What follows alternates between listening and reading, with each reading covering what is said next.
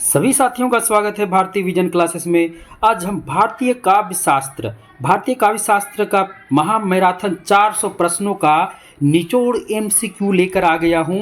यह सभी एमसीक्यू हस्तलिखित हैं यानी सभी एमसीक्यू को हमने अपने हाथों से बनाए हैं। जितने भी काव्य शास्त्र संबंधित पुस्तकें थी, सभी पुस्तकों से जितने भी महत्वपूर्ण टॉपिक बन रहे थे, सभी को हम लेकर आ गए हैं। आज हम इस क्लास में भारतीय काव्य शास्त्र के अंतर्गत काव्य लक्षण, काव्य हेतु, काव्य प्रयोजन, काव्य भेद, काव्य गुण, रस, छंद, अलंकार और शब्द शक्ति से संबंधित जितने भी महत्वपूर्ण और निचोड़ प्रश्नों को आज हम देखेंगे। तो सभी साथी आज की इस क्लास से जुड़ जाएंगे। यह class UGC net, KVS, NBA जितने भी प्रतियोगी परीक्षाएं हैं, टीजीटी, पीजीटी की, इसके अलावा जेएसएससी की सीजीएल परीक्षा हो या जेएसएससी की कोई भी परीक्षा हो, अगर आपका पेपर 2 हिंदी है तो आपको भारतीय काव्य शास्त्र पढ़ना है। और यहाँ से किसी भी प्रतियोगी परीक्षा में हिंदी से 3 या 4 प्रश्न निश्चित आते हैं, तो सभी साथियों के लिए यह क्लास बहुत ही महत्वपूर्ण है। चलिए साथियों, आज हम निचोड़ एमसीक्यू देखेंगे। पहला प्रश्न है, भरत मुनि के अनुसार काव्य में कितने गुण होते हैं, यानी काव्य में कुल कितने गुण होते हैं। तो भरत मुनि ने काव्य में कुल 10 गुण बताए हैं। प्रश्न नंबर 2 है, हमें जल्दी जल्दी चलना है क्योंकि पूरे 400 प्रश्नों को देखेंगे, तो जल्दी जल्दी चलना है। प्रश्न नंबर 2 है, अभिधा उत्तम काव्य है, मध्य लक्षणाहीन, अधम व्यंजना रस विरस, उल्टी कहत नवीन। तो यह कथन किनका है? अभिधा उत्तम काव्य है, मध्य लक्षणाहीन। तो यह कथन जो है यह केशव दास जी का है। किनका है? केशव दास जी का है। प्रश्न नंबर 3, काल कर्म अनुसार निम्नलिखित आचार्यों का सही अनुक्रम क्या है? ये है, 2 ही ऑप्शन हम इसमें दिए हैं, एक ऑप्शन बिल्कुल सही है। तो इसका ऑप्शन जो सही है वह है दंडी, आनंदवर्धन, अभिनव गुप्त और भामा। इसका क्या है? तो सही आंसर है। प्रश्न नंबर 4, ध्वनि संप्रदाय के प्रवर्तक कौन है? आनंदवर्धन, भामा, भरत मुनि या वामन। तो ध्वनि संप्रदाय के प्रवर्तक कौन है? तो ध्वनि संप्रदाय के प्रवर्तक आनंदवर्धन जी हैं। प्रश्न नंबर 5 है, रस संप्रदाय के प्रवर्तक कौन है? रस संप्रदाय के प्रवर्तक कौन है? आनंदवर्धन, भरत मुनि, दंडी या भामा। तो रस किनसे संबंधित है? तो रस जो है भरत मुनि से संबंधित है। तो रस संप्रदाय के प्रवर्तक कौन हो जाएंगे? तो भरत मुनि। प्रश्न नंबर 6 है, अलंकार संप्रदाय के प्रवर्तक कौन है? वामन, भामा, कुंतक या इनमें से सभी। तो अलंकार संप्रदाय के प्रवर्तक कौन हो गए? तो अलंकार संप्रदाय के प्रवर्तक भामा हैं। प्रश्न नंबर 7, रीतिकाल संप्रदाय के प्रवर्तक कौन है? तो रीति संप्रदाय के प्रवर्तक कौन है? रीतिकाल बोला गया था। रीति संप्रदाय के प्रवर्तक कौन है? वामन, भामा, कुंतक या दंडी। तो रीति जो संबंधित है ये किनसे संबंधित है? तो रीति संप्रदाय के जो प्रवर्तक हैं वो हैं वामन। प्रश्न नंबर 8, सभी प्रश्न महत्वपूर्ण है, पूरे निचोड़ प्रश्न है। इतने सारे प्रश्न आपको यूट्यूब पर कहीं नहीं मिलेंगे। जितने भी संबंधित पुस्तकें थी भारतीय काव्य शास्त्र से, उनसे जितने भी प्रश्न बन रहे थे और प्रतियोगी परीक्षा में जितने प्रश्न आ चुके, सभी प्रश्नों का यहाँ निचोड़ है। वक्रोक्ति संप्रदाय के प्रवर्तक कौन है? वक्रोक्ति संप्रदाय के प्रवर्तक कौन है? वामन, भामा, कुंतक या दंडी। तो वक्रोक्ति संप्रदाय के प्रवर्तक कौन है? तो कुंतक हैं। प्रश्न नंबर 9, भरत मुनि ने रस सूत्र में निम्नलिखित में से किसका उल्लेख नहीं किया है? यानी भरत मुनि अपने रस सूत्र में, भरत मुनि का जो ग्रंथ है सभी जानते ही हैं, तो भरत मुनि ने रस सूत्र में निम्नलिखित में से किसका उल्लेख नहीं किया है? तो भरत मुनि ने रस सूत्र में जो है, यहाँ जो 4 ऑप्शन है इसमें किसका उल्लेख नहीं किया है पूछा गया है। तो भरत मुनि ने अस्थाई भाव का उल्लेख नहीं किया है। प्रश्न नंबर 10, किस आचार्य ने वक्रोक्ति अलंकार को अर्थालंकार माना है? किस आचार्य ने वक्रोक्ति अलंकार को अर्थालंकार माना है? दंडी, क्षेमेंद्र, वामन या आनंदवर्धन। तो प्रश्न नंबर 10 का सही जवाब है दंडी ने है। दंडी वक्रोक्ति अलंकार को अर्थालंकार माने हैं। प्रश्न नंबर 11, शब्दार्थो सहितो काव्यम। शब्दार्थो सहितो काव्यम बहुत ही महत्वपूर्ण कथन है, कई बार यह प्रतियोगी परीक्षा में आ चुका है। यह किनका कथन है? शब्दार्थो सहितो काव्यम, यह किनका कथन है? तो इसका सही जवाब है, यह जो कथन है भामा जी का है। प्रश्न नंबर 12 वाक्यम रसात्मकम काव्यम, वाक्यम रसात्मकम काव्यम, यह कथन किनका है? वाक्यम रसात्मकम काव्यम, यह कथन किनका है? तो इसका सही जवाब हो जाएगा यह कथन विश्वनाथ जी का है। प्रश्न नंबर 13 रमणीयार्थ प्रतिपादकः शब्दम काव्यम, यह कथन किनका है? रमणीयार्थ प्रतिपादकः शब्दम काव्यम, यह कथन किनका है? ऑप्शन नंबर ए है आनंदवर्धन, बी है जगन्नाथ पंडित राज जगन्नाथ, सी है कुंतक, डी है दंडी। तो कौन सा इसका सही जवाब हो जाएगा? तो इसका सही जवाब हो जाएगा यह जो कथन है ये जगन्नाथ जी का है। प्रश्न नंबर 14 नन्नू शब्दार्थो काव्यम, यह कथन किनका है? तो जितने भी काव्य से संबंधित जितने भी कथन रहे हैं, मत रहे हैं, सभी को हम लेकर आए, क्योंकि यह प्रतियोगी परीक्षा में कभी मिलान करने के लिए भी आ सकता है या फिर पूछ सकता है डायरेक्ट भी। तो बहुत ही महत्वपूर्ण है, ये सभी प्रश्न आ भी चुके हैं। तो नन्नू शब्दार्थो काव्यम कथन किनका है? तो प्रश्न नंबर 14 इसका सही जवाब हो जाएगा यह दंडी जी का कथन है। किनका है? तो दंडी जी का कथन है। प्रश्न नंबर 15 साहित्य दर्पण किनकी रचना है? साहित्य दर्पण किनकी रचना है? भामह, विश्वनाथ, मम्मट या कुंतक। तो साहित्य दर्पण प्रश्न नंबर 15 साहित्य दर्पण जो है यह विश्वनाथ जी का है। किनका है? तो विश्वनाथ जी का है। प्रश्न नंबर 16 काव्य प्रकाश किनकी रचना है? काव्य प्रकाश किनकी रचना है? भामह, विश्वनाथ, मम्मट या कुंतक। तो काव्य प्रकाश के रचनाकार कौन है? तो काव्य प्रकाश के रचनाकार मम्मट हैं। प्रश्न नंबर 17 काव्य मीमांसा किनकी रचना है? अब जितने भी रचनाएं हैं भारतीय काव्य शास्त्र के अंतर्गत आने वाले सभी रचनाओं के रचनाकार को देख लेना बहुत ही महत्वपूर्ण है। तो काव्य मीमांसा किनकी रचना है? मम्मट, अभिनव गुप्त, भोजराज या कुंतक। तो काव्य मीमांसा जो है यह अभिनव गुप्त की रचना है। प्रश्न नंबर 18 है संस्कृत का प्रथम काव्य शास्त्रीय ग्रंथ कौन सा है? संस्कृत का प्रथम काव्य शास्त्रीय ग्रंथ कौन सा है? तो संस्कृत का प्रथम काव्य शास्त्रीय ग्रंथ जो है वो बहुत ही महत्वपूर्ण है और बहुत ही प्रसिद्ध है, नाट्यशास्त्र। और ये किनकी रचना है? तो भरत मुनि की रचना है। प्रश्न नंबर 19 भरत मुनि ने रसों की संख्या कितना माने हैं? यानी भरत मुनि के अनुसार रसों की संख्या कितनी है? तो याद रखिएगा 8। कितनी है? 8। भरत मुनि ने रसों की संख्या 8 माने हैं। काव्यादर्श के रचनाकार कौन है? काव्यादर्श के रचनाकार कौन है? तो इसका सही जवाब हो जाएगा मम्मट, दंडी, भोजराज या कुंतक। तो इसका सही जवाब है दंडी। प्रश्न नंबर 21 नाट्यशास्त्र में कुल कितने अध्याय हैं? अब भरत मुनि का जो नाट्यशास्त्र है उसमें कुल कितने अध्याय हैं? 8, 10, 36 या 39। तो सही जवाब है ऑप्शन नंबर सी 36 अध्याय हैं। याद रखिएगा, बहुत ही महत्वपूर्ण है। अगला प्रश्न है भामा रचित काव्यालंकार, काव्यालंकार के रचनाकार कौन है? भामा है। इसमें कितने परिच्छेद हैं? यहाँ पर अध्याय दिया हुआ, यहाँ परिच्छेद दिया हुआ, बाद देखी हुआ। तो इसमें कितने परिच्छेद हैं? 4, 6, 12 या 5। भामा का जो काव्यालंकार है इसमें कितने परिच्छेद हैं? तो इसका सही जवाब हो जाएगा ऑप्शन नंबर बी 6 परिच्छेद हैं। प्रश्न नंबर 23 काव्यादर्श में कुल कितने परिच्छेद हैं? काव्यादर्श में कुल कितने परिच्छेद हैं? 5, 6, 8 या 4। तो काव्यादर्श में कुल 4 परिच्छेद हैं। कितने हैं? 4 परिच्छेद हैं। प्रश्न नंबर 24 रस गंगाधर के रचयिता कौन हैं? रस गंगाधर के रचयिता कौन हैं? मम्मट, विद्यानाथ, पंडित जगन्नाथ या हेमचंद्र। तो इसका सही जवाब होगा पंडित राज जगन्नाथ। प्रश्न नंबर 25 काव्यानुशासन, काव्यानुशासन के रचनाकार कौन है? तो काव्यानुशासन के रचनाकार आप जानते ही होंगे, ये हेमचंद्र की रचना है, व्याकरण संबंधित ये रचना है। प्रश्न नंबर 26 साहित्य दर्पण में कुल कितने अध्याय हैं? साहित्य दर्पण में कुल कितने अध्याय हैं? ऑप्शन नंबर ए है 8, बी 12, सी 9 या डी 10। तो सही जवाब है साहित्य दर्पण में कुल जो अध्याय हैं वो 10 अध्याय हैं। कितने अध्याय हैं? 10 अध्याय हैं। प्रश्न नंबर 27 कवि कंठाभरण के रचयिता कौन है? कवि कंठाभरण के रचयिता कौन है? कुंतक, विद्याधर, विश्वनाथ या क्षेमेंद्र। तो कवि कंठाभरण के रचनाकार कौन है? तो क्षेमेंद्र हैं। प्रश्न नंबर 28, काव्य के कुल कितने प्रकार होते हैं?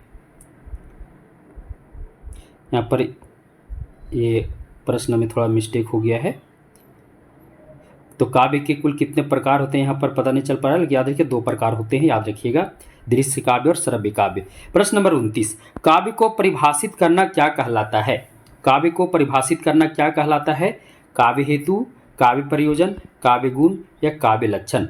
तो काव्य को परिभाषित करना क्या कहलाता है? तो इसका सही जवाब है काव्य लक्षण। काव्य को परिभाषित करना क्या कहलाता है? काव्य लक्षण कहलाता है। प्रश्न नंबर 30, चंद्रालोक के रचयिता कौन है? चंद्रालोक के रचयिता कौन है? जयदेव, हेमचंद्र, विद्यानाथ या क्षेमेंद्र? तो चंद्रालोक के रचयिता कौन है? तो चंद्रालोक के रचयिता जो हैं वो जयदेव हैं। प्रश्न नंबर 31, संस्कृत के विद्वानों के अनुसार काव्य लक्षण के आधार हैं। संस्कृत के विद्वानों ने काव्य लक्षण के कितने आधार माने हैं? तो उन्होंने काव्य लक्षण के 3 आधार माने हैं। कितने आधार माने हैं? 3 आधार माने हैं। प्रश्न नंबर 32, यद्यपि सुजाति सुलक्षणी सुब्रन सरस पंक्ति किनका है? यद्यपि सुजाति सुलक्षणी सुब्रन सरस, बहुत ही प्रसिद्ध पंक्ति है, मुझे लगता है आप जान भी रहे हैं।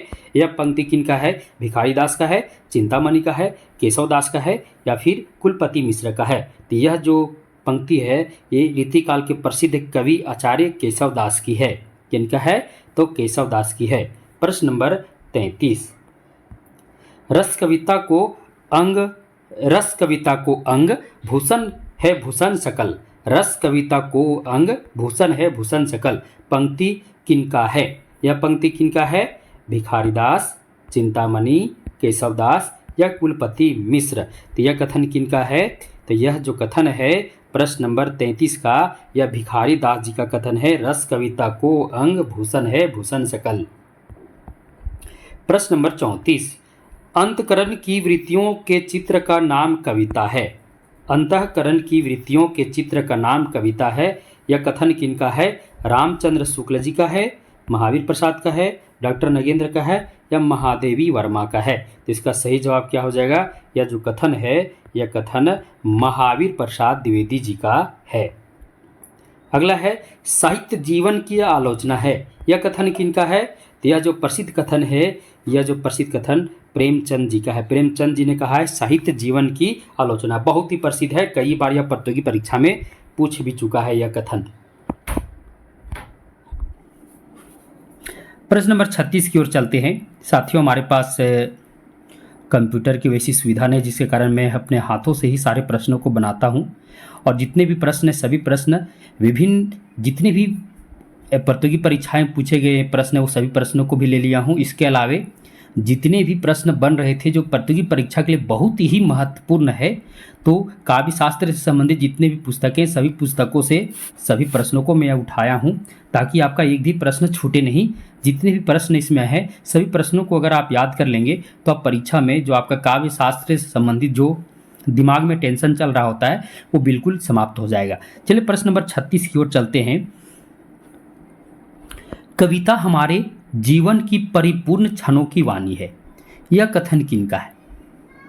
कविता हमारे जीवन की परिपूर्ण क्षणों की वाणी है। यह जो कथन है यह सुमित्रा नंदन पंत जी का कथन है। हम सभी ऑप्शन को दोहरा नहीं रहे क्योंकि बहुत सारे प्रश्नों को देखना है। आप 4 ऑप्शन तो देख ही रहे हैं, 4 ऑप्शन आप अपना दिमाग में लगाइए कि आपका कितना सही हो रहा है। प्रश्न नंबर 37 की ओर चलते हैं। ज्ञान राशि के संचित कोश का नाम साहित्य है। यह कथन किनका है? बहुत ही महत्वपूर्ण कथन है और यह कथन रामचंद्र शुक्ल जी का है, प्रसाद जी का है, महावीर प्रसाद द्विवेदी जी का है या प्रेमचंद का है? तो यह कथन जो है यह महावीर प्रसाद द्विवेदी जी का बहुत ही प्रसिद्ध कथन है। प्रश्न नंबर 38, जिस प्रकार आत्मा की मुक्तावस्था ज्ञान दशा कहलाती है उसी प्रकार हृदय की मुक्तावस्था रस दशा कहलाती है। यह कथन किनका है? बहुत ही प्रसिद्ध कथन है क्योंकि यह कथन इतना प्रसिद्ध है कि कई बार यह प्रतियोगी परीक्षा में आ भी चुका है। तो यह जो कथन है यह रामचंद्र शुक्ल जी का कथन है। किनका है? रामचंद्र शुक्ल जी का कथन है। रामचंद्र शुक्ल जी का जितना भी कथन है आप पढ़ते ही समझ जाएंगे यह उन्हीं का कथन है। प्रश्न नंबर 39 प्रश्न में देखते हैं। वक्रोक्ति संप्रदाय के विरोधी आचार्य कौन है? यानी वक्रोक्ति संप्रदाय के विरोधी आचार्य कौन है? भामा है, विश्वनाथ हैं, रुद्रट हैं, मम्मट हैं। तो वक्रोक्ति संप्रदाय के जो विरोधी आचार्य वो रुद्रट हैं। कौन है? रुद्रट। प्रश्न नंबर 40, काव्य हेतुओं में व्युत्पत्ति का सही अर्थ है। काव्य हेतुओं में व्युत्पत्ति का सही अर्थ क्या है? परिश्रम, शब्द ज्ञान, लोक ज्ञान या प्रगाढ़ पांडित्य। तो सही जवाब क्या हो जाएगा? तो काव्य हेतुओं में व्युत्पत्ति का सही अर्थ है परिश्रम। क्या सही अर्थ है? परिश्रम। प्रश्न नंबर 41, हम अभी फिलहाल काव्य शास्त्र से संबंधित जितने भी आचार्य हैं उनके कथन हैं उनको भी देख रहे हैं। फिर रस, छंद, अलंकार सभी पर हम एमसीक्यू देखेंगे। तो जितने भी विद्यार्थी लगातार बने रहें।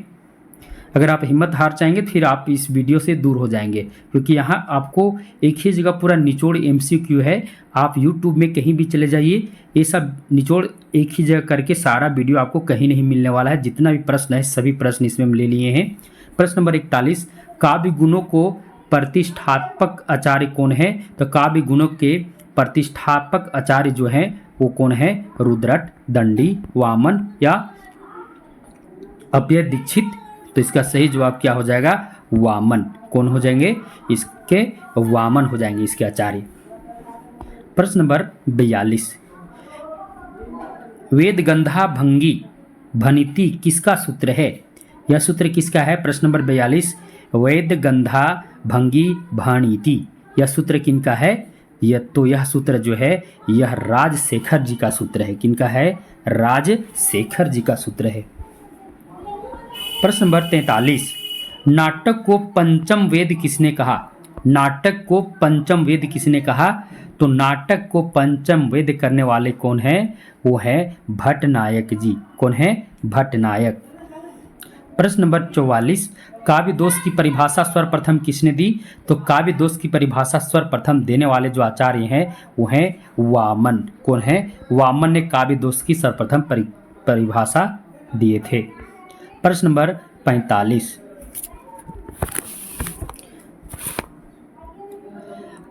काव्यम तु जायते जातु कस्यचित् प्रतिभावतः यह कथन किस आचार्य का है? तो ये सारे जो कथन है अक्सर ये मिलान में भी आ जाते हैं या फिर डायरेक्ट भी पूछ सकते हैं। तो इसका सही जवाब क्या हो जाएगा? यह जो कथन है यह भामह जी का है। किनका है? भामह का कथन है। प्रश्न नंबर 46, औचित्यम रस सिद्धस्य स्थिरम काव्यस्य जीवितम यह कथन किनका है? तो यह जो कथन है प्रश्न नंबर 46 का ये आनंद वर्धन जी का कथन है। साथियों, जिनको भी नोट्स चाहिए, अभी मेरे पास बीपीएससी का जो बिहार बोर्ड का जो TRE 4 की परीक्षा होने वाली है, TGT PGT का संपूर्ण हस्तलिखित नोट्स हमारे पास उपलब्ध है। इसके अलावे झारखंड के जो विद्यार्थी हैं उनका अगर वो पेपर 2 में हिंदी लिए होंगे और खासकर CGL के विद्यार्थी तो उनका संपूर्ण सिलेबस का हस्तलिखित नोट्स हमारे पास उपलब्ध है। साथ ही साथ कुछ MCQ जो अब जहाँ तक करवा दिए सारा MCQ भी आपको साथ में दिया जाएगा।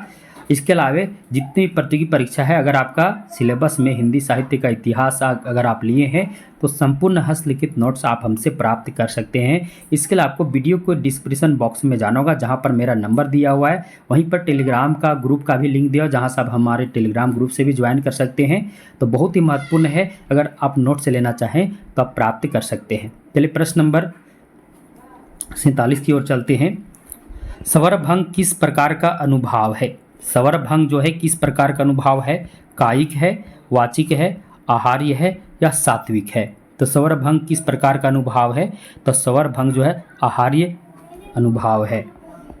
प्रश्न नंबर 48, मैं साहित्य को मनुष्य की दृष्टि से देखने का पक्षपाती हूँ यह कथन किनका है?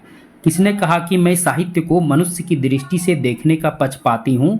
तो यह जो कथन है प्रश्न नंबर 48 यह महावीर प्रसाद द्विवेदी जी ने ही कहा है कि मैं साहित्य को मनुष्य की दृष्टि से देखने का पक्षपाती हूँ। प्रश्न नंबर 49, किस आचार्य ने अलंकार को काव्य की आत्मा कहा? किस आचार्य ने अलंकार को काव्य की आत्मा कहा? तो प्रश्न नंबर 49 का सही जवाब हो जाएगा, ये कहने वाले आचार्य हैं विश्वनाथ। विश्वनाथ ने अलंकार को काव्य की आत्मा कहा है। बहुत ही महत्वपूर्ण है, याद रखिएगा। प्रश्न नंबर 50, आचार्य भरत ने काव्य दोषों की संख्या कितनी मानी है? तो आचार्य भरत ने काव्य दोषों, भरत मुनि अर्थात भरत मुनि ने काव्य दोषों की संख्या कितनी मानी है? तो उन्होंने काव्य दोषों की संख्या 8 मानी है। काल कर्म अनुसार, अगला है काल कर्म अनुसार साहित्य सिद्धांतों का सही अनुक्रम लेकर चलना है। तो काल कर्म अनुसार जो है सही कौन सा हो जाएगा? सबसे पहले क्या आया? रीति आया, रस आया, अलंकार आया, ध्वनि आया, यही पकड़ना है। तो सबसे पहले क्या आया? तो सबसे पहले जो है प्रश्न नंबर 51, सबसे पहले रस, फिर अलंकार, फिर रीति, फिर ध्वनि, सबसे पहले रस। तो सही जवाब है ऑप्शन नंबर ये। प्रश्न नंबर 52, रस की प्रस्तुति के लिए तद्रुपतानुसंधान शब्द का प्रयोग किस आचार्य ने किया? अभिनव गुप्त ने किया, शंकुक ने किया, भट्टलोलट ने किया या भट्टनायक ने किया? तो प्रश्न नंबर 52 और 52 का सही जवाब जाएगा भट्टनायक ने यह किया है, भट्टनायक ने इस शब्द का प्रयोग किया है। प्रश्न नंबर 53, आनंदवर्धन के अनुसार ध्वनि की आत्मा है, यानी आनंदवर्धन ने ध्वनि की आत्मा किसे माना है? वस्तु ध्वनि को, अलंकार ध्वनि को, रस ध्वनि को या गुणोचित्य ध्वनि को? तो उन्होंने किसको माना है? तो आनंदवर्धन ने ध्वनि की आत्मा जो है वह रस ध्वनि को माना है। किनको माना है? रस ध्वनि को माना है। प्रश्न नंबर 54, निम्नलिखित आचार्यों में से किसने प्रतिभा को काव्य हेतु नहीं माना? इनमें से कौन सा आचार्य है जो प्रतिभा को काव्य हेतु नहीं मानते हैं?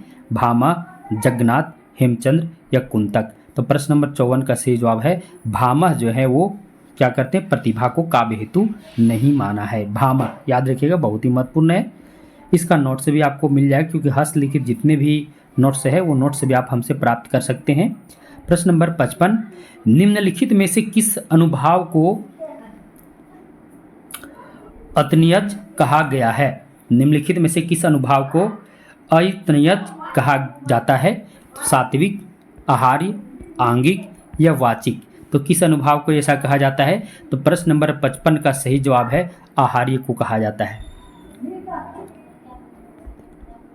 प्रश्न नंबर 56, भरत मुनि के अनुसार भावों की संख्या कितनी है? तो भरत मुनि ने भावों की कुल संख्या कितनी बताए हैं? तो बहुत ही महत्वपूर्ण है, भरत मुनि ने भावों की कुल संख्या 49 बताए हैं। प्रश्न नंबर 57 है, साधारणीकरण के प्रभाव को निज मोह संकट निवारणकारी यह किस आचार्य ने कहा है? भट्टलोलट ने, शंकुक ने, भट्टनायक ने या अभिनव गुप्त ने? तो प्रश्न नंबर 57 का सही जवाब क्या हो जाएगा? तो इसका सही जवाब भट्टनायक ने कहा है। किसने कहा है? भट्टनायक ने साधारणीकरण के प्रभाव को निज मोह संकट निवारणकारी कहा है। प्रश्न नंबर 58 है, साधारणीकरण के स्थान पर परित्यक्य विशेष शब्द का प्रयोग किसने किया है? तो यह जो शब्द का प्रयोग करने वाले हैं ये धनंजय, विश्वनाथ, मम्मट या जगन्नाथ? तो किसने इस शब्द का प्रयोग किया है? तो प्रश्न नंबर 58 का सही जवाब धनंजय ने किया है। किसने किया है? धनंजय ने किया है। प्रश्न नंबर 59, किस आचार्य ने साधारणीकरण के स्थान पर दोष दर्शन की स्थापना की? अब किस आचार्य ने साधारणीकरण के स्थान पर दोष दर्शन की स्थापना की? प्रश्न नंबर 59, तो इसका सही जवाब हो जाएगा जगन्नाथ ने दोष दर्शन की स्थापना की। प्रश्न नंबर 60, साधारणीकरण कवि की अनुभूति का होता है? साधारणीकरण जो है कवि की अनुभूति का होता है। यह कथन किनका है? तो यह कथन जो है प्रश्न नंबर 60 का सही जवाब हो जाएगा, यह जो कथन है ये डॉक्टर नगेंद्र जी का है कि साधारणीकरण कवि की अनुभूति का होता है। प्रश्न नंबर 61, मैं अलंकार को केवल वर्णन प्रणाली मानता हूँ। मैं अलंकार को केवल वर्णन प्रणाली मानता हूँ, यह कथन किनका है? तो प्रश्न नंबर 61 का सही जवाब हो जाएगा आचार्य रामचंद्र शुक्ल जी ने कहा है कि मैं अलंकार को केवल वर्णन प्रणाली मानता हूँ। प्रश्न नंबर 62, अलंकारवादी आचार्यों ने रसाभास और भावाभास को कौन सा अलंकार माना है? तो अलंकारवादी आचार्यों ने रसाभास और भावाभास को कौन सा अलंकार माना है? तो इसका सही जवाब है ऊर्जिस्व अलंकार माना है। प्रश्न नंबर 63, रीति को रस की साधन मात्र मानने वाले विद्वान कौन है? कौन से विद्वान रीति को मात्र क्या मानते हैं? साधन मात्र मानते हैं। रीति को रस की साधन मात्र मानने वाले विद्वान कौन है? तो प्रश्न नंबर 63 का सही जवाब है तो रीति को मात्र साधन मानने वाले यानी साधन मात्र मानने वाले जो विद्वान है वो है राजशेखर। राजशेखर ने रीति को रस की साधन मात्र माने हैं। प्रश्न नंबर 64, कौन सी रीति को ग्राम्या भी कहा जाता है? तो कौन सी रीति को ग्राम्या भी कहा जाता है? तो सही जवाब है पांचाली जो है रीति से ग्राम्या भी कहा जाता है। प्रश्न नंबर 65, आनंदवर्धन ने वाच्यार्थ को ज्ञात कर लेने वाले व्यक्ति को क्या कहा है? आनंदवर्धन ने वाच्यार्थ को ज्ञात कर लेने वाले व्यक्ति को क्या कहा है? तो आनंदवर्धन ने वाच्यार्थ को ज्ञात कर लेने वाले व्यक्ति को क्या कहा है? तो उसे बौद्धा कहा है। क्या कहा है? बौद्धा कहा है। प्रश्न नंबर 66, भरत मुनि द्वारा स्वीकृत रीतियां हैं अवंती, दक्षिणात्या, पांचाली और मागधी, यह सभी? तो सही जवाब होगा इनमें से सभी को उन्होंने क्या माना है? तो रीतियां माना है, यानी रीति माना है। प्रश्न नंबर 67, भामा और दंडी द्वारा स्वीकृत रीतियां हैं वैदर्भी, गौड़ी, ए और बी दोनों या पांचाली? तो सही जवाब क्या हो जाएगा? ए और बी दोनों, यानी भामा और दंडी जो है वो वैदर्भी को भी मानते हैं, गौड़ी को भी मानते हैं। प्रश्न नंबर 68, वामन ने किन किन रीतियों को स्वीकारा है? तो वामन ने किन किन रीतियों को स्वीकारा है? यहाँ ऑप्शन है वैदर्भी, गौड़ी, पांचाली या इनमें से सभी। तो वामन ने जो है वह कह सकते हैं कि प्रश्न नंबर 68 का सही जवाब हो जाएगा उन्होंने गौड़ी को भी माना है, वैदर्भी को भी स्वीकारा है, पांचाली को भी स्वीकारा है, सभी को स्वीकारा है। सही जवाब क्या हो जाएगा? इनमें से सभी। प्रश्न नंबर 69 जो है रुद्रट और विश्वनाथ द्वारा स्वीकृत रीतियां हैं वैदर्भी और गौड़ी, पांचाली और लाटी, ए और बी दोनों, इनमें से कोई नहीं। तो सही जवाब क्या हो जाएगा? रुद्रट और विश्वनाथ ने वैदर्भी को भी माना है, गौड़ी को भी माना है, पांचाली को भी माना है, लाटी को भी माना है। तो कुल मिलाकर ए और बी ऑप्शन में जो कुछ दिया हुआ सब जो है रुद्रट और विश्वनाथ द्वारा स्वीकृत रीतियां हैं। प्रश्न नंबर 70, थोड़ा सा कठिन प्रश्न भी आ रहे हैं, आगे चल के आपको सभी प्रश्न जब रस छंद अलंकार में जाइएगा तो बहुत ही बेहतर होगा, वहाँ पर आपको थोड़ा सा इससे आसान सा लगेगा। ये भी आसान है क्योंकि काव्य शास्त्र को जो विद्यार्थी अच्छी तरीके से पढ़ लिए हैं उनको कोई दिक्कत नहीं हो रही, वो आराम से सभी का जवाब समझ रहे होंगे और उनका सही भी ज़्यादा हो रहा होगा। प्रश्न नंबर 70, वर्तमान समय में काव्य शास्त्र अन्य किस नाम से जाना जाता है? यानी वर्तमान में काव्य शास्त्रों का अन्य किस नाम से जानते हैं? तो वर्तमान में काव्य शास्त्र को साहित्य शास्त्र के भी नाम से जानते हैं। प्रश्न नंबर 71, किस आचार्य ने अलंकार को भरत मुनि के नाट्य शास्त्र से अलग किया? तो किस आचार्य ने अलंकार को भरत मुनि के नाट्य शास्त्र से अलग किया? तो किसने किया? यह करने वाले हैं भामा। किसने किया है? भामा ने किया है। प्रश्न नंबर 72, दंडी किस राजा के सभा पंडित रहे? तो दंडी जो है वो विष्णु सिंह के सभा पंडित रहे। किनके रहे? तो विष्णु सिंह के सभापति रहे, सभा पंडित रहे। प्रश्न नंबर 73, काव्यालंकार सूत्र के रचयिता कौन है? काव्यालंकार सूत्र के रचयिता कौन है? प्रश्न नंबर 73, तो इसका सही जवाब हो जाएगा काव्यालंकार सूत्र के जो रचयिता है वो वामन है। प्रश्न नंबर 74, रीति को काव्य की आत्मा मानने वाले आचार्य कौन है? रीति को काव्य की आत्मा कौन माने हैं? तो रीति को काव्य की आत्मा जो है वामन ने ही माने हैं, यानी वामन के अनुसार रीति जो है वो काव्य की आत्मा है। प्रश्न नंबर 75, निम्नलिखित में से कौन सा ग्रंथ ध्वनि विरोधी है? निम्नलिखित में से कौन सा ग्रंथ ध्वनि विरोधी है? तो यहाँ देख लीजिए, काव्यादर्श, ध्वन्यालोक, चंद्रालोक या काव्य प्रकाश। तो सही जवाब क्या हो जाएगा? काव्य प्रकाश जो है वो क्या है? काव्य प्रकाश जो है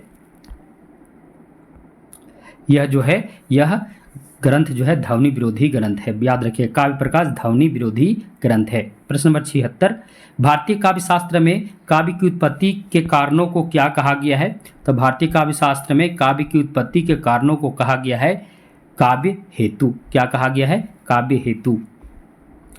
प्रश्न नंबर 77, भारतीय काव्य शास्त्र में काव्य हेतु की संख्या कितनी है? तो भारतीय काव्य शास्त्र में काव्य हेतु की जो संख्या है वह 3 है। कितनी है? 3। याद रखिएगा, बहुत ही महत्वपूर्ण है। प्रश्न नंबर 78, निम्नलिखित में से काव्य हेतु कौन कौन से हैं? प्रतिभा, व्युत्पत्ति, अभ्यास या डी इनमें से सभी। तो सही जवाब हो जाएगा इनमें से सभी, यानी प्रतिभा, व्युत्पत्ति, अभ्यास सभी क्या है? काव्य हेतु हैं।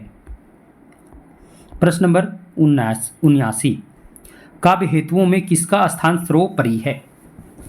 काव्य हेतुओं में किसका स्थान सर्वोपरि है? प्रतिभा का, अभ्यास का, व्युत्पत्ति का या कोई नहीं?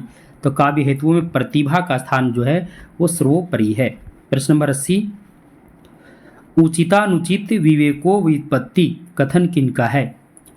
उचितानुचित विवेको व्युत्पत्ति यह कथन किनका है? तो यह कथन जो है प्रश्न नंबर 80, यह कथन जो है राजशेखर जी का है। उचितानुचित विवेको व्युत्पत्ति यह कथन राजशेखर जी का है। प्रश्न नंबर 81, निरंतर अभ्यास करते रहना ही अभ्यास है। कितना महत्वपूर्ण कथन है? निरंतर अभ्यास करते रहना ही अभ्यास है। यह कथन किनका है? प्रश्न नंबर 81, यह कथन जो है यह भी राजशेखर जी का ही है कि निरंतर अभ्यास करते रहना ही क्या है? अभ्यास है। प्रश्न नंबर 82, कौन सा आचार्य के प्रतिभा काव्य हेतु का विवेचन, कौन सा आचार्य के प्रतिभा काव्य हेतु का विवेचन किया? यानी कौन सा आचार्य ने प्रतिभा काव्य हेतु, यहाँ पर ने होगा, तो कौन सा आचार्य ने प्रतिभा काव्य हेतु का क्या क्या विवेचन किया? किस काव्य हेतु? तब प्रतिभा काव्य हेतु का विवेचन करने वाले आचार्य कौन है? तो इसका सही जवाब हो जाएगा प्रश्न नंबर 82। इसका सही जवाब हो जाएगा भामह, जगन्नाथ, हेमचंद्र, इनमें से सभी। तो इनमें से सभी, जगन्नाथ ने भी प्रतिभा को काव्य हेतु विवेचन किया, भामह ने भी, हेमचंद्र ने भी। प्रश्न नंबर 83 की ओर चलते हैं। शक्ति, व्युत्पत्ति और अभ्यास को काव्य हेतु मानने वाले विद्वान कौन है? प्रश्न नंबर 83। तो शक्ति, व्युत्पत्ति और अभ्यास को काव्य हेतु मानने वाले जो विद्वान हैं वो विद्वान है प्रश्न नंबर 83 का सही जवाब हो जाएगा रुद्रट और कुंतक दोनों हो जाएंगे। तो इसका ऑप्शन नंबर सी सही हो जाएगा। प्रश्न नंबर 84, दंडी के अनुसार काव्य हेतु है। दंडी के अनुसार काव्य हेतु क्या है? प्रतिभा है, शास्त्र ज्ञान है, अभ्यास है या इनमें से सभी? तो दंडी के अनुसार काव्य हेतु जो है वो क्या है? तो दंडी के अनुसार जो काव्य हेतु है वह जो है इनमें से सभी है। दंडी ने प्रतिभा को, शास्त्र ज्ञान को, अभ्यास को, सबको काव्य हेतु माना है। प्रश्न नंबर 85, शक्ति, निपुणता और अभ्यास को काव्य हेतु मानने वाले विद्वान कौन है? शक्ति, निपुणता और अभ्यास को काव्य हेतु मानने वाले विद्वान कौन है? तो इसका सही जवाब हो जाएगा प्रश्न नंबर 85 का, यह मानने वाले विद्वान मम्मट है। मम्मट ने शक्ति, निपुणता और अभ्यास को काव्य हेतु माने हैं। प्रश्न नंबर 86, लोक व्यवहार, विद्या और प्रकीर्ण को काव्य हेतु मानने वाले विद्वान कौन है? प्रश्न नंबर 86 का। तो इसका सही जवाब हो जाएगा वामन ने लोक व्यवहार, विद्या और प्रकीर्ण तीनों को क्या माने हैं? तो काव्य हेतु माने हैं। प्रश्न नंबर 87 की ओर चलते हैं। तस्यम च कारणम कविगता केवलाम प्रतिभा, यह कथन किनका है? तस्यम च कारणम कविगता केवलाम प्रतिभा, यह कथन किनका है? प्रश्न नंबर 87। तो यह जो कथन है यह पंडित जगन्नाथ जी का कथन है। प्रश्न नंबर 88 की ओर चलते हैं। श्रुत और अभ्यास सहित प्रतिभा ही काव्य है, यह कथन किनका है? श्रुत और अभ्यास सहित प्रतिभा ही काव्य है, यह कथन किनका है? जयदेव का, विश्वनाथ का, कुंतक का या भरत मुनि का? प्रश्न नंबर 88। तो प्रश्न नंबर 88 का सही जवाब हो जाएगा यह जो कथन है जयदेव का कथन है। प्रश्न नंबर 89, काव्य रचना करने का उद्देश्य को क्या कहा जाता है? तो काव्य रचना करने का उद्देश्य को क्या कहा जाता है? प्रश्न नंबर 89, तो काव्य प्रयोजन कहा जाता है। क्या कहा जाता है? काव्य प्रयोजन कहा जाता है। भरत मुनि का काव्य प्रयोजन क्या है? भरत मुनि का काव्य प्रयोजन क्या है? धर्म, अस, आयु साधक, हितकर, लोक व्यवहार, कृति और प्रीति या दोनों, अन्य ए और बी दोनों। तो प्रश्न नंबर 90 का सही जवाब क्या हो जाएगा? उन्होंने धर्म, यश, आयु साधक, हितकर, लोक व्यवहार को क्या माने हैं? तो भरत मुनि जो है वे इन सभी को क्या माने हैं? तो उन्होंने क्या माने हैं? तो काव्य प्रयोजन माने हैं। प्रश्न नंबर 91, वामन और भोजराज का काव्य प्रयोजन क्या है? तो वामन और भोजराज का काव्य प्रयोजन कृति और प्रीति है, जिसकी चर्चा हम कर चुके हैं। प्रश्न नंबर 92, रुद्रट का काव्य प्रयोजन है। तो रुद्रट का काव्य प्रयोजन क्या है? तो रुद्रट का जो काव्य प्रयोजन है वो क्या है? पुरुषार्थ, विपत्ति निवारण, रोग मुक्ति या सभी? तो इसका सही जवाब हो जाएगा सभी। प्रश्न नंबर 93, तुम जिन जानो गीत है यह निज ब्रह्म, विचार, यह कथन किनका है? तुम जिन जानो गीत है यह निज ब्रह्म विचार। यह जो पंक्ति या जो है काव्य परिजन संबंधी यह पंक्ति यह किनका है? तुलसीदास का, कबीरदास का, जयसी का या रामचंद्र शुक्ल का? तो इसका सही जवाब हो जाएगा, यह जो पंक्ति है वो कबीरदास जी का है।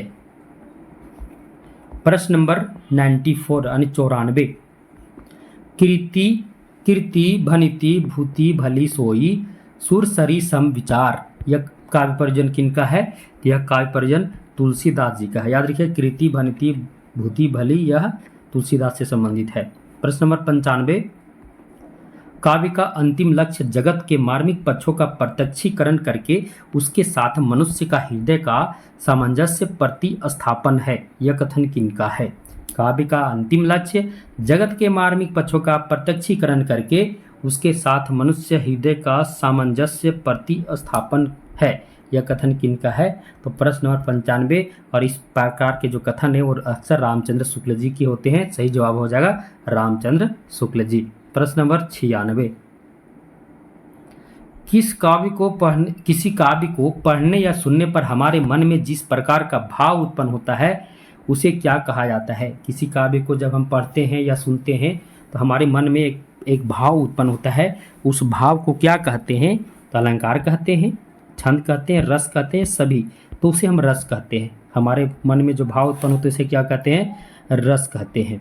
अब हम रस में आ गए हैं, रस से संबंधित जितने प्रश्न सभी को देखेंगे।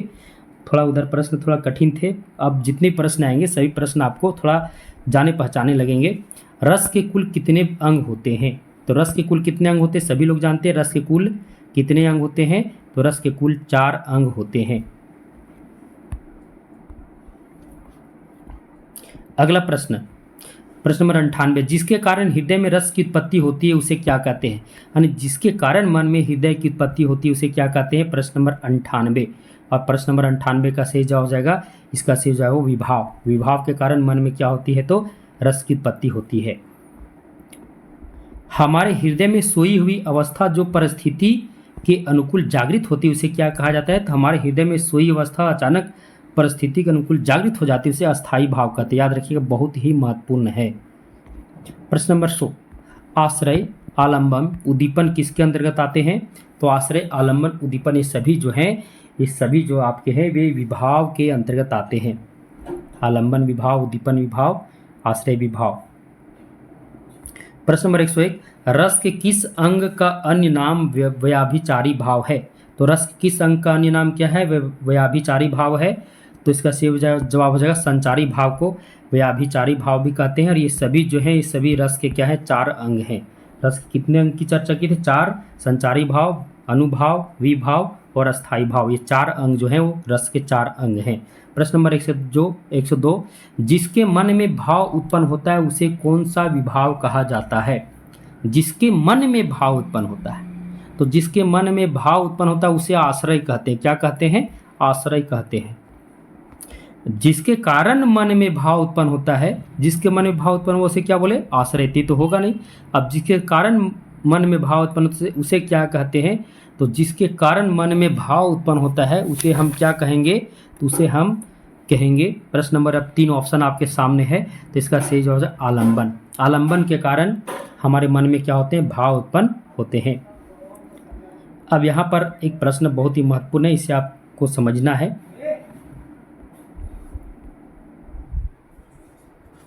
प्रश्न है, पुष्प वाटिका में सीता को देखकर राम के मन में प्रेम भाव उत्पन्न हुए। अब प्रस्तुत वाक्य के अनुसार हमको सही सुमेलन करना है। राम आलंबन है, सीता उद्दीपन है, पुष्प वाटिका आश्रय है, यह प्रेम अस्थायी भाव है। अब इसको पकड़ना है। सबसे पहले हम बताए थे जिसके कारण, क्या बताए थे? जिसके कारण मन में भाव उत्पन्न होता है उसे आलंबन कहते हैं। तो यहाँ किसके कारण मन में भाव उत्पन्न हुआ?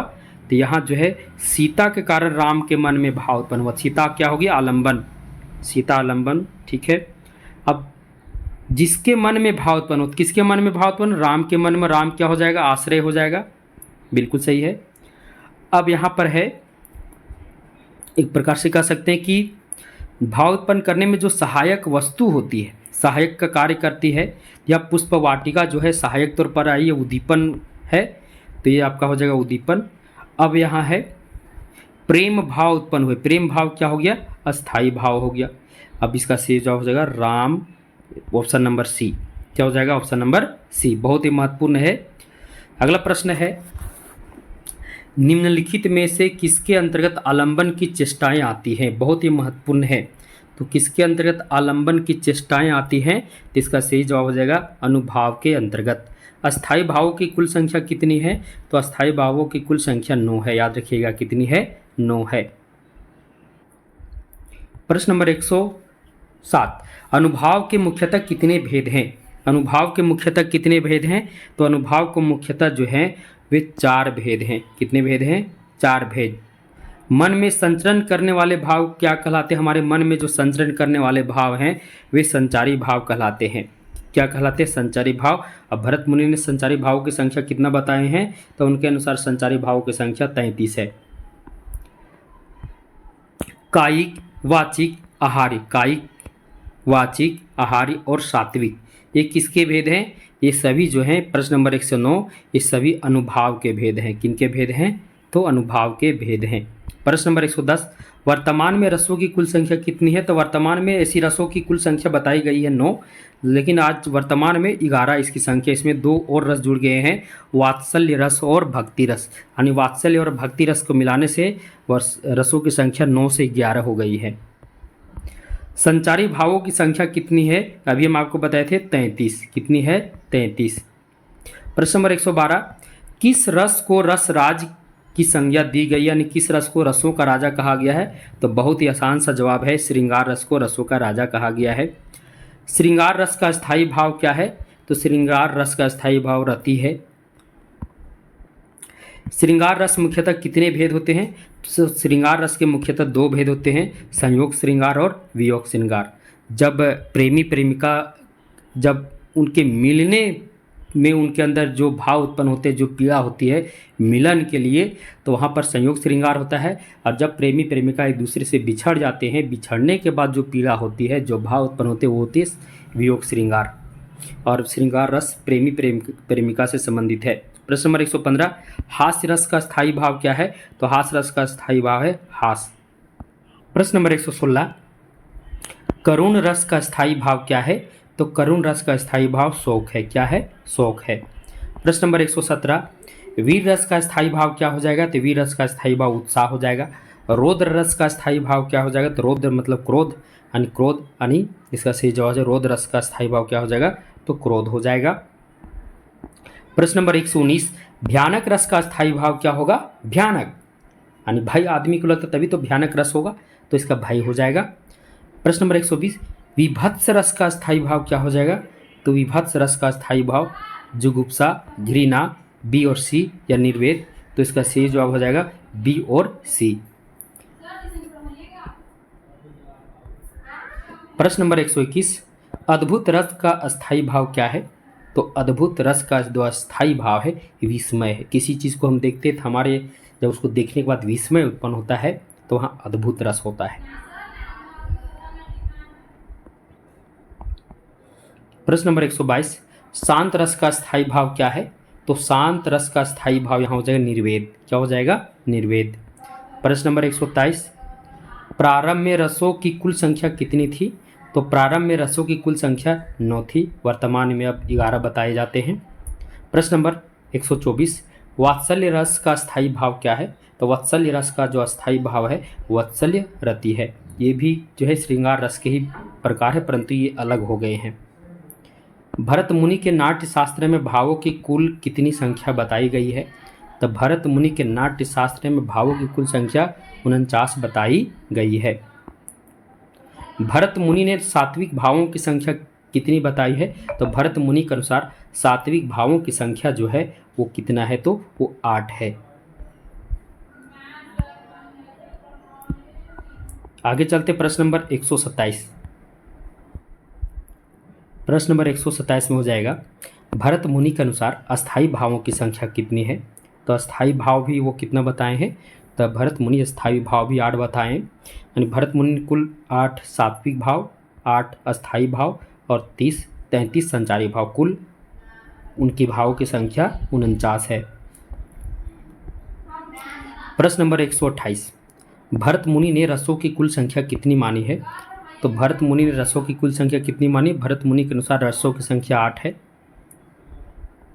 प्रश्न नंबर 129, अभिनव गुप्त के अनुसार रसों की कुल संख्या कितनी है? तो अभिनव गुप्त के अनुसार रसों की कुल संख्या 9 है। प्रश्न नंबर 130, निम्नलिखित में से कौन सा सात्विक अनुभाव नहीं है? रोमांच, कंप, विषाद या प्रलय? तो इसमें जो है विषाद जो है वो क्या है? सात्विक अनुभाव नहीं है। सात्विक अनुभाव के 8 प्रकार है: स्तंभ, स्वेद, स्वरभंग, व्यपधु, वेनरी, अश्रुपात यानी कंप, रोमांच, प्रलय। ये सभी क्या हैं? तो 8 सात्विक अनुभाव हैं। प्रश्न नंबर 131, निम्नलिखित में से कौन सा विकल्प रस का अवयव है? व्याभिचारी भाव, विभाव, अस्थायी भाव या सभी? तो सही जवाब हो जाएगा सभी जो हैं वे रस के क्या हैं? सभी अवयव हैं। प्रश्न नंबर 132, अस्थायी भाव का सहायक कौन सा तत्व होता है? अनुभाव, विभाव, संचारी भाव या सभी? सबसे ज़्यादा तो संचारी भाव होता है, लेकिन सभी अस्थायी भाव के लिए सहायक के तत्व के तौर पर काम करते हैं। प्रश्न नंबर 133, शांत रस का प्रतिष्ठापक कौन है? यानी शांत रस को सर्वप्रथम किसने परिवर्तन किया? तो परिवर्तन करने वाले कौन हैं? भरत मुनि, उद्भट, विश्वनाथ या रूप गोस्वामी? तो शांत रस का परिवर्तन करने वाले विद्वान कौन है? सही जवाब हो जाएगा इसका उद्भट। प्रश्न नंबर 134, वत्सल्य रस का प्रतिष्ठापक आचार्य कौन है? तो वत्सल्य रस का प्रतिष्ठापक आचार्य जो हैं वो विश्वनाथ जी हैं। आगे क्वेश्चन है, वत्सल्य रस का सम्राट। वत्सल्य रस का सम्राट बहुत ही महत्वपूर्ण किसे कहा गया है? क्योंकि वत्सल्य रस को सबसे अधिक अगर प्रचार प्रसार वत्सल्य रस में काव्य रचना करने वाले जो कवि रहे सूरदास हैं, इसलिए इनको सूरदास को वत्सल्य रस का सम्राट कहा जाता है। प्रश्न नंबर 136, रस सिद्धांत का प्रवर्तक किसे माना गया है? तो रस सिद्धांत का जो प्रवर्तक है आचार्य भरत मुनि को माना गया, क्योंकि सर्वप्रथम इनका जो नाट्यशास्त्र है वो रस सिद्धांत का प्रथम ग्रंथ भी माना जाता है। रस सिद्धांत के प्रवर्तक भी भरत मुनि को ही माना जाता है। अगला प्रश्न है, उधर गरजती सिंधु लहरियां कुटिल काल की जालों सी पंक्ति में कौन सा रस है? वीर रस है, रौद्र रस है, भयानक रस है या अद्भुत रस है?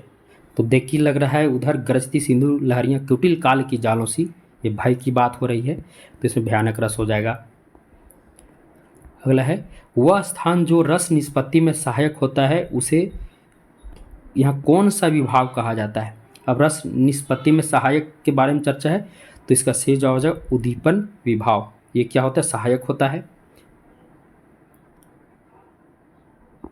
प्रश्न नंबर 139, भरत मुनि के अनुसार नाट्य में कितने रस होते हैं? यानी भरत मुनि ने नाटक में कितने रस बताए हैं? तो भरत मुनि के अनुसार नाटक में कुल 8 रस बताए हैं। कितने रस होते हैं? 8 रस। उनके अनुसार एक रस ऐसा है जिसका प्रश्न यहाँ बना दिए हैं। भरत मुनि ने किस रस को रस नहीं माना है? तो भरत मुनि ने करुण रस को रस नहीं माना है। किसे रस नहीं माना है? करुण रस को। उनके अनुसार वो नाटक में भी कहते हैं नाटक में करुण रस की कोई आवश्यकता नहीं होती है, तो उन्होंने रसों की संख्या 8 माने हैं, जिसमें वो करुण रस को नहीं माने हैं। प्रश्न नंबर 141 है, किसी व्यक्ति के विकृत आकार, वेशभूषा यानी विकृत आकार, वेशभूषा, वाणी तथा चेष्टा आदि को किस रस में आते हैं?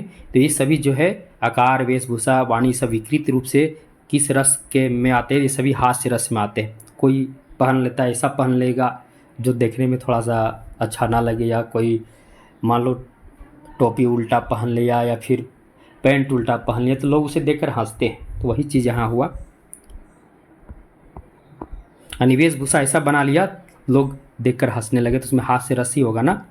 रस को काव्य की क्या माना जाता है? तो रस को काव्य की आनंद माना जाता है, उत्साह माना जाता है, आत्मा माना जाता है या आधार? तो रस को काव्य की आत्मा माना जाता है, सभी लोग जानते हैं। प्रश्न नंबर 143, जिस रस के आस्वादन से क्रोध प्रकट हो उसे कौन सा रस कहते हैं? तो जिस रस के आस्वादन से क्रोध प्रकट हो, यानी जिस रस से क्रोध आवे, तो क्रोध में क्या आ जाएगा आपका? रौद्र आ जाएगा। बिल्कुल सही है, क्योंकि गुस्सा आता है यानी रौद्र रस। डर लगा तो भयानक रस, उत्साह आया तो वीर रस, और बचपना वाला जो प्रेम, बचपना याद आ गया तो वत्सल्य रस। प्रश्न नंबर 144, हिंदी के किस आचार्य ने छल को 34वां संचारी भाव माना है? क्योंकि 33 संचारी भाव मानने वाले टोटल कौन है? भरत मुनि। लेकिन 34वां एक और संचारी भाव आ गया छल, इसे कौन माने हैं? तो इसे मानने वाले जो विद्वान है वो कौन है?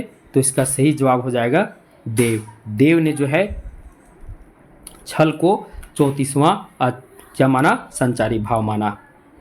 अब चलते आगे, प्रश्न नंबर 145। अब एक और आ गया चकपकाहट, ये 35वां संचारी भाव आ गया। क्यों आ गया 35वां? तो चकपकाहट नामक संचारी भाव को 35वां यानी इस भाव को मानने वाले विद्वान कौन है? संचारी भाव मानने वाले विद्वान कौन है? तो रामचंद्र शुक्ल जी हैं। रामचंद्र शुक्ल जी 35वां संचारी भाव दिए जिसका नाम दिए चकपकाहट, और देव जी 34वां संचारी भाव दिए जिसका नाम दिए छल। और 33 संचारी भाव किनका है? तो 33 संचारी भाव भरत मुनि ने माना है। प्रश्न नंबर 147, औचित्य संप्रदाय के प्रवर्तक कौन है? तो औचित्य संप्रदाय के प्रवर्तक हो जाएंगे क्षेमेंद्र। प्रश्न नंबर 148, प्रश्न नंबर 148, विशेष रूप से जो भावों को प्रकट करते हैं उन्हें क्या कहा जाता है? तो विशेष रूप से जो भावों को प्रकट करते हैं, याद रखना विभाव कहा जाता है, क्योंकि विभाव के अंतर्गत ही सभी प्रकार के जो भाव प्रकट करने वाले जितने भी तत्व आते हैं विभाव में ही आते हैं।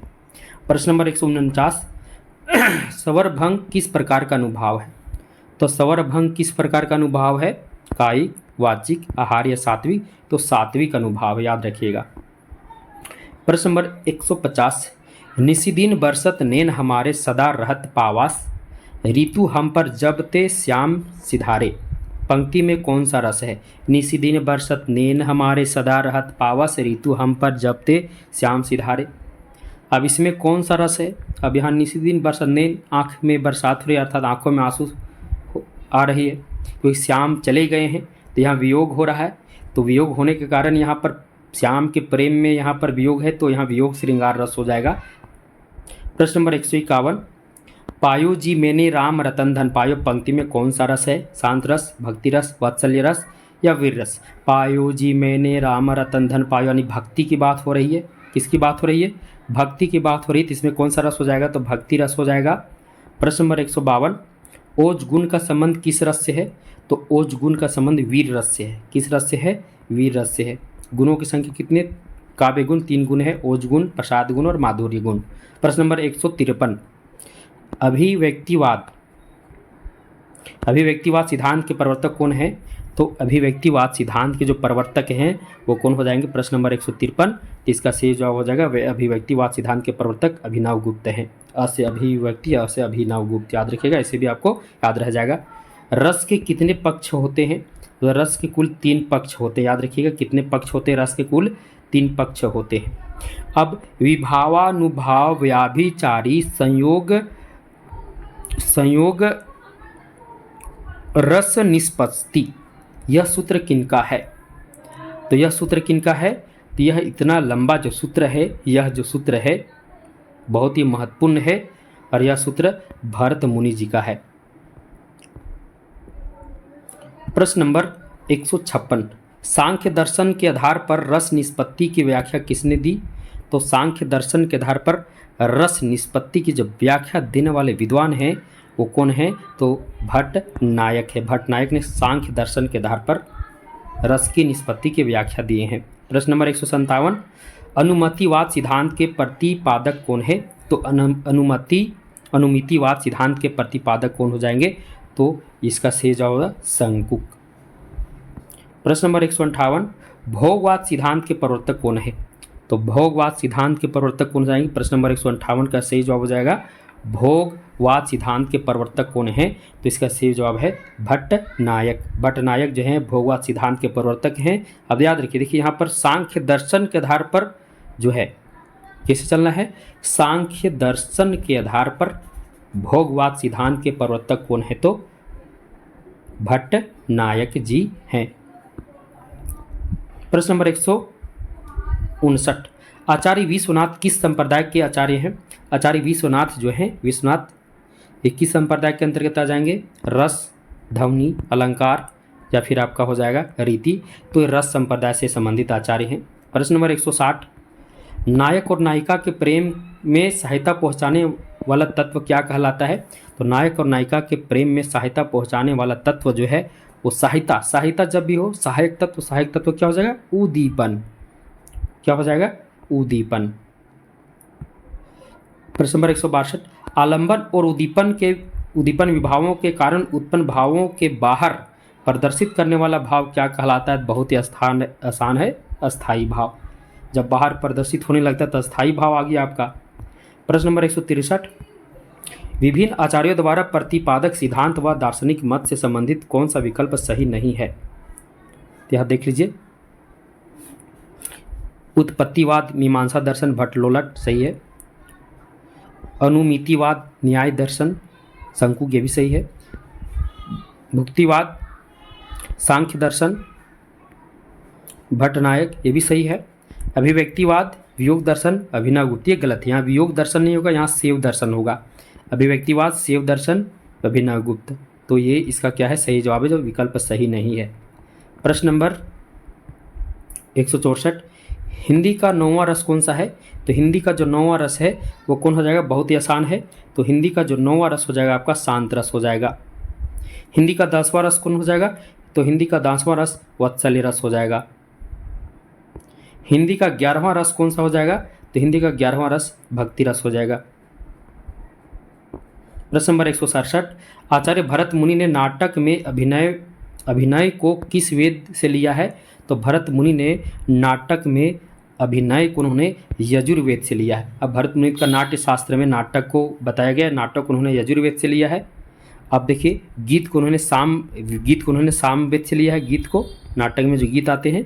और जो भी पाठ्य है नाटक में, पाठ्य को उन्होंने कहाँ से लिया है? तो ऋग्वेद से लिया है। बहुत ही महत्वपूर्ण, याद रखिएगा।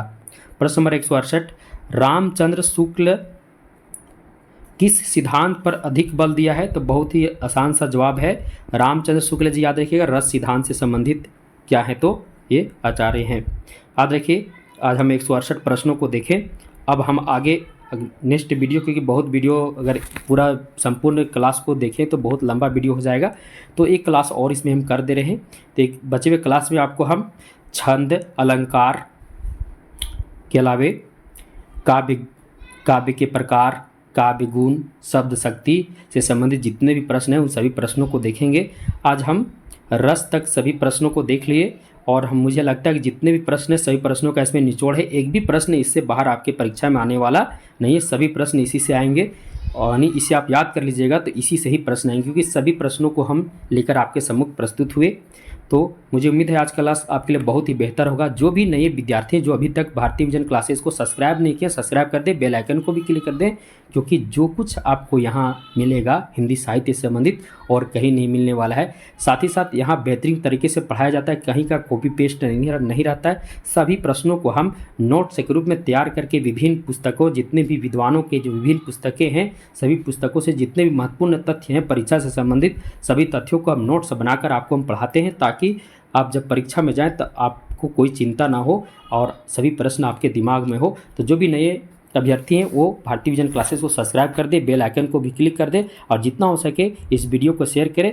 और अंत में एक बार फिर से बता देना चाहूँगा, जो भी विद्यार्थी, चाहे वो CGL की तैयारी कर रहे विद्यार्थी हो, चाहे BPSC TRE 4 की तैयारी, पेंट 0 की तैयारी कर रहे विद्यार्थी हो, या फिर किसी प्रतियोगी परीक्षा UGC नेट की तैयारी कर रहे विद्यार्थी हो, अगर आपको हिंदी साहित्य का इतिहास का पूरा निचोड़ हस्तलिखित नोट से चाहिए तो आप हमसे प्राप्त कर सकते हैं। इसके लिए आपको हमारे चैनल को सब्सक्राइब कीजिए, और चैनल वीडियो के डिस्क्रिप्शन बॉक्स में जाइए, जहां पर मेरा नंबर दिया हुआ है, या फिर भारतीय विजन क्लासेस का टेलीग्राम ग्रुप भी है, आप वहां से भी हमसे कांटेक्ट कर सकते हैं। आप हमसे डायरेक्ट कांटेक्ट कर सकते हैं, क्योंकि मोबाइल नंबर मेरा दिया हुआ है, जहां से आपको नोट्स प्राप्त हो जाएंगे। तब तक के सभी को धन्यवाद।